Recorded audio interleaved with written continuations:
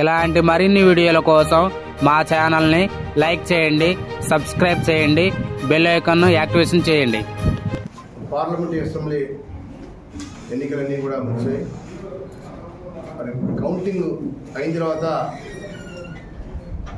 మనం చూస్తూ ఉన్నాం, రాష్ట్ర వ్యాప్తంగా తెలుగుదేశం పార్టీ మంచి మెజార్టీ స్థానాలు గెలిచారు. ప్రజాస్వామ్యంగా ఎప్పుడు ఎన్నికైందంటే ప్రజల ఇచ్చిన తీర్పుకి అందరం కట్టుబడి ఉండాల్సిందే. తప్పకుండా వైఎస్ఆర్ పార్టీ కూడా ప్రజలు ఇచ్చిన తీర్పుకి మేము పూర్తిగా కట్టుబడి ఉన్నాం. ఇవాళ ఎన్టీఆర్ జిల్లా జగ్గయ్యపేట నియోజకవర్గంలో కూడా తెలుగుదేశం పార్టీ ఇక్కడ గెలవడం జరిగింది. గెలిచిన తెలుగుదేశం పార్టీ అభ్యర్థి శ్రీరామ్ తాతయ్య గారికి మేము అభినందన తెలియజేస్తున్నాం. అలానే మరి ప్రజా తీర్పుని గౌరవిస్తూ తప్పకుండా మంచి ప్రభుత్వం ఏర్పడాలి, ప్రజలకి మంచి పరిపాలన అందించాలని చెప్పి కూడా మేము కోరుకుంటున్నాం. ముఖ్యంగా మనం ఎన్నో సంవత్సరాలుగా మనం అనేక రకాల ఎన్నికలు చూసాం. ఇవాళ మొన్న జరిగిన ఎన్నికలు చూస్తే ఇటువంటి రిజల్ట్ వచ్చిన తర్వాత దాడులు చూస్తూ ఉన్నాం. రాష్ట్ర వ్యాప్తంగా, జిల్లా వ్యాప్తంగా అనేక రకాల దాడులు.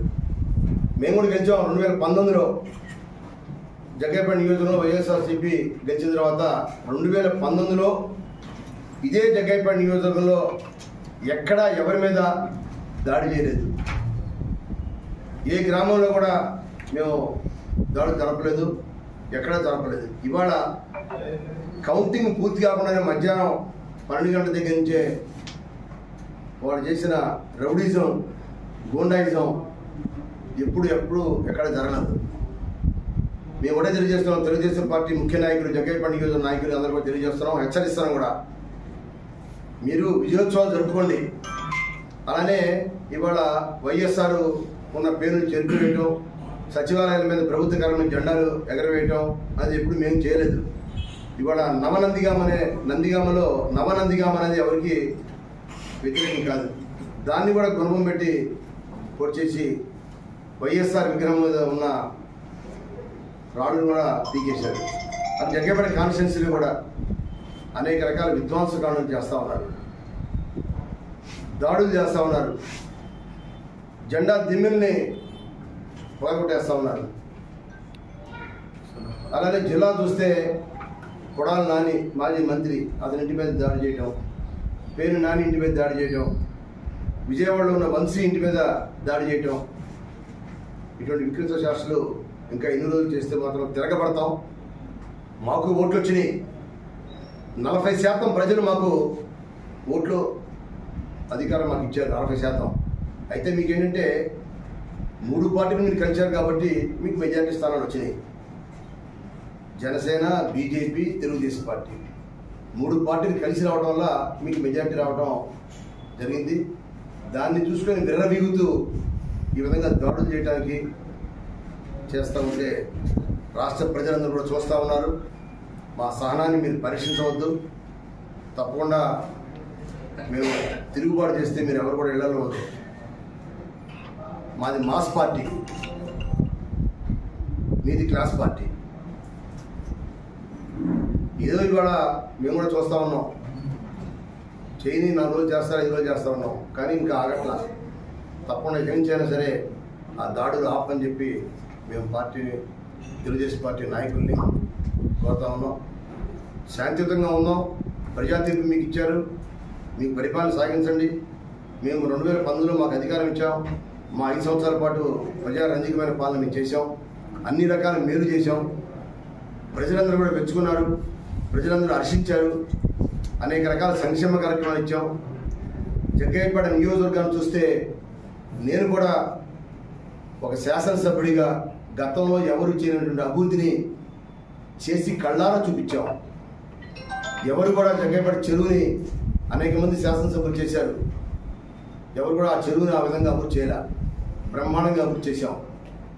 హైవేలో బస్టాండ్ పెట్టాం, ఆర్టీసీ బస్టాండ్, 1 కోటి రూపాయలతో హైవేలో బస్టాండ్ పెట్టాం. దేనికోసం పెట్టాం? జగ్గయ్యపేట టౌను జాతీయ రహదారి దాకా వెళ్తే జగ్గైపేట టౌన్ విస్తరిస్తూ ఉంటుంది, జగ్గైపేట టౌన్ పెరుగుతుంది, రియల్ ఎస్టేట్ వ్యాపారాలు పెరుగుతాయి, ప్రజలకు ఆర్థికంగా బాగుంటుందని చెప్పి ఇక్కడున్న ఆస్తుల విలువ పెరుగుతుందని చెప్పి హైవే దాకా పెంచడం జరిగింది. టౌన్ని 125 అడుగుల జాతీయ జెండాను పెట్టాం, జాతీయ స్ఫూర్తిని తెలియజేశాం, బ్రహ్మాండమైన రోడ్లు వేసాం, చిల్లకూరు జగ్గైపేట 4 లేన్ రోడ్లు వేసాం, టీటీడీ కళ్యాణ మండపాన్ని కట్టించాం, ఆర్టీసీ బస్ స్టాండ్ పక్కన ఒక టౌన్ హాల్ని కట్టించాం. మరి గతంలో శాసనసభ్యులుగా చేసిన తెలుగుదేశం శాసనసభ్యులు ఎవరు కూడా ఇటువంటి అభివృద్ధిని చేయలేదే, మేము చేసాం. అయినా కూడా ప్రజా తీర్పు వ్యతిరేకంగా వచ్చింది, కట్టుబడి ఉన్నాం. కానీ ఈ దాడులు ఏంటి? దయచేసి మళ్ళీ చెప్తున్నాం, దాడులు ఆపమని అడుగుతున్నాం. ఆపకపోతే ప్రత్యక్ష చర్యలు మేము కూడా దిగుతాం. పోలీసు వారికి కూడా చెప్పాం, పోలీస్ కమిషనర్ గారు తెలియజేశాం. నిన్న రాత్రి సాంబశివరావు అనే ఒక మా కార్యకర్త ఇంటి మీద ఇల్లు మొత్తం ధ్వంసం చేసి ఇంట్లో ఉన్న 80 బీరువా కూడా పగలగొట్టి అందులో క్యాష్ కూడా దొంగిలించారు. ఎవడైనా రాజకీయంగా వ్యతిరేకం ఉంటే ఇంటి మీద రాళ్ళు వేస్తారు, ఇంట్లో కుర్చీలని ఎరగొడతారు, పూల పండుల్ని పగలగొడతారు. అంతేగాని డబుల్ కాట్ మంచాన్ని ఎరగొట్టడం, ఇంట్లో ఉన్న బీరువాని 80 బీరువాని కింద పడేసి బీరువా పగలగొట్టి అందులో క్యాష్ ఎత్తుకెళ్ళిపోవడం, ఏసీని ధ్వంసం చేయడం, ఈ విధంగా చర్యలు ఎక్కడ ఎప్పుడు చూడలేదు. దయచేసి ఆపమని చెప్పి వాళ్ళు కూడా మేము మళ్ళీ హెచ్చరిస్తామని చెప్పి తెలియజేస్తున్నాం.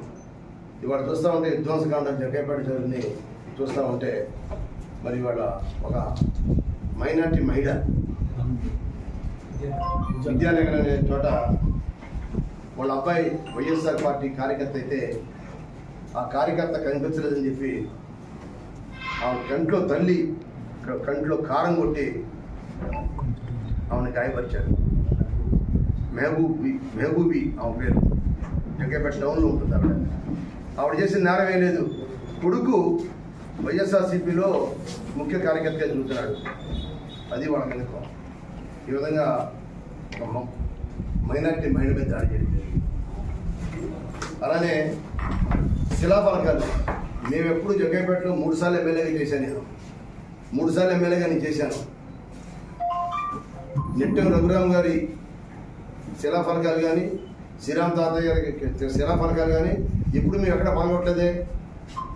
ఇవాళ వాళ్ళ శిలాఫలకాలు గ్రామాల్లో పాల్గొట్టిన శిలాఫలకాలు ఫోటో, దీన్ని బట్టి అర్థమవుతుంది. కొన్ని శిలాఫలకాలు ఇవాళ మేము వాటి మీద ఎక్కడ దాని మీద చేయలేదు. మరి వాళ్ళు ఎందుకు చేశారు అంటే మేము చేతగాని వాళ్ళమా, మేమైనా గాజు దొరుకున్నామా? చెప్పండి. పాత్రికేయులైనా కూడా దీన్ని చూడాలి. మీరు శిలాఫలకాలు ఈ విధంగా పాల్గొట్టేస్తున్నారంటే దీన్ని బట్టి అర్థమవుతుంది.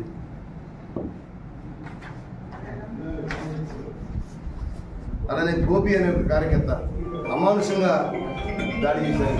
బైక్ మీద వెళ్తుంటే ఎరా మొన్న వైఎస్ఆర్ పార్టీకి ప్రచారంలో తిరుగుతున్నావు అని అతని మీద దాడి చేయడం జరిగింది. గోపి అనే కార్యకర్త వీటన్నిటి మీద రిపోర్ట్ ఇచ్చాం. అందరికి కూడా బెయిల్బుల్ కేసులే. 41 నోటీస్ ఇవ్వటం, బెయిల్ ఇవ్వటం, పంపటం, మళ్ళీ బయటికి రావటం, మళ్ళీ ప్రజల మీద విరుచుకోవటం. ఇక్కడ ఒక కార్యకర్త నవాపేట విలేజ్లో ఇవాళ జోజీ అని ఒక ఎస్సీ అతని మీద స్థల పగలగొట్టారు. జోజీ తల పగలగొట్టారు నవాపేట విలేజ్. గతంలో కూడా మర్డర్ జరిగింది ఆ విలేజ్లో. అటువంటి విలేజ్లో కూడా ఈ విధంగా అమానుషమైన చర్యలు చేస్తూ ఉన్నారు. నవాపేటలో అదే గ్రామంలో ఒక మహిళ మీద దాడి.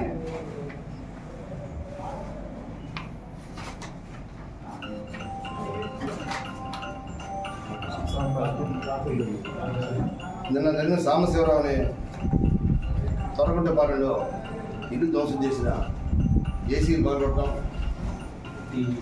టీవీ పగలగొట్టడం, 80 వాషింగ్ మిషన్ పగలగొట్టడం, అక్కడ 80 తాను అతని ఇంట్లో కూడా లేడు, భయపడి బంధువుల ఇంట్లో ఉన్నాడు, తాళం పగలగొట్టి ఇంట్లోకి వెళ్ళారు. మళ్ళీ తెలుసుకుని అతను బంధువుల నుంచి ఇంటికి వచ్చేసరికి అతని మీద హత్యాయత్నం చేశారు. ఆ సంవత్సరం మీద హత్యాయత్నం చేశారు. కత్తులు గొడ్డలు తీసుకుని అడ్డపడ్డారు. ఇవన్నీ కూడా పోలీస్ కమిషనర్ గారు తెలియజేశాం. అలానే జగ్గైపేట టౌన్లో 13వ వార్డులో 3 పార్టీ జెండా దిమ్మెల్ని పూర్తిగా జెండా రాడ్లు వెలగొట్టారు. ఆ సిమెంట్ దిమ్మని కూడా పగలగొట్టారు పూర్తిగా. ఇది ఒకటే కనబడతా ఉంది, మిగిలిన కనబట్ల, ఆ దిమ్మె కూడా కనబట్ల. ముక్కలు చేశారు ఆ దిమ్మెని. ఆ మొత్తం 3 చోట్ల పార్టీ దిమ్మెల్ని పగలగొట్టడం జరిగింది.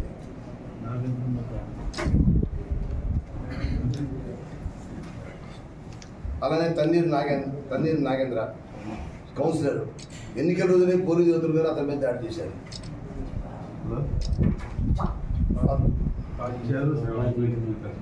అలానే బాజీ జగ్గైపేట టౌన్ పార్టీ అధ్యక్షుడు అతని ఇంటి మీద రాళ్లు వేశారు, పూల కుండీలు నెరగొట్టారు. ఈ విధంగా జగ్గైపేట నియోజకవర్గంలో జరుగుతున్న విధ్వంసకాండని తెలుగుదేశం పార్టీ నాయకులు హెచ్చరిస్తున్నాం. ఇవి ఆగకపోతే తిరిగి చర్యలు తీసుకుంటాం. మేము కూడా విధ్వంసకాండం చేయడానికి సాహసిస్తాం. ప్రజాస్వామ్యతంగా ఇప్పటివరకు మేము ఎటువంటి చర్యలు చేయలేదు. గతంలో ఎమ్మెల్యేగా చేసినా ఇప్పుడు కూడా ఎక్కడా చేయలేదు. ఇందాక చెప్పాను, మళ్ళీ తెలియజేస్తున్నాను. దయచేసి చెప్తున్నాను, ఈ రోజు నుంచి ఇవాళ తారీఖు 10వ తారీఖు, ఈ 10వ తారీఖు నుండి ఏ గ్రామంలోనైనా సరే, ఎక్కడ జగ్గైపేట కాన్స్టిట్యున్సీలో ఏ టౌన్ అయినా సరే, ఎక్కడైనా సరే మళ్ళీ గొడవలు దొరికితే మాత్రం రేపు 10వ తారీఖు నుండే మేము కూడా దానికి ప్రతీకార చర్య ఉంటుందని చెప్పి తెలియజేస్తున్నాం. కాబట్టి దయచేసి వైఎస్ఆర్ పార్టీ నాయకులు కానీ కార్యకర్తలు కానీ ఎక్కడ కూడా మీరు సహనం కోల్పోవద్దు. మేమే పిలిపిస్తాం. ఒక నాయకుడిగా, ఒక శాసనసభ్యుడిగా పనిచేసిన నేనే పిలిపిస్తాను. మళ్ళీ మనం సమావేశం వేస్తాం కొద్ది రోజుల్లో. ఈ విధ్వంసకాండ రేపు వాళ్ళ 10వ తారీఖు నుండి ఆగకపోతే పోలీస్ కమిషనర్ కూడా తెలియజేస్తాను. ప్రతిరోజు జరుగుతూ ఉన్నాయి, ఇవన్నీ ఆపాలి. మీరు పోలీస్ డిపార్ట్మెంట్గా కఠినమైన చర్యలు తీసుకోవట్లా. ఏదో కేసు పెడుతున్నారు, 41 నోటీస్ ఇస్తున్నారు, బెయిల్ మీద బయటకు వస్తున్నారు, మళ్ళీ తిరిగి అదే వ్యక్తులు మళ్ళీ దాడి చేస్తూ ఉన్నారు. కాబట్టి కఠినమైన చర్యలు తీసుకోవాలని చెప్పి పోలీస్ డిపార్ట్మెంట్ కూడా నేను కోరుతున్నాను. కాబట్టి అలానే ఇవాళ వైఎస్ఆర్సీపీ గెలుపు కోసం పనిచేసిన ప్రతి కార్యకర్తకి, నాయకుడికి నేను హృదయపూర్వకంగా వారికి ధన్యవాదాలు, కృతజ్ఞతలు తెలియజేస్తున్నాను. ఎవరు కూడా నిరుత్సాహపడ పని లేదు. మనకు కూడా 40% ఓట్లు వచ్చినాయి. ప్రజలు కూడా మన వెంట ఉన్నారు. ప్రజలు కూడా మనకు మంచి బలాన్ని ఇచ్చారు. అయితే 3 పార్టీలు కలవడం వల్ల వారికి బలం ఎక్కువైంది, మెజార్టీ స్థానాలు ఎక్కువ వచ్చినాయి.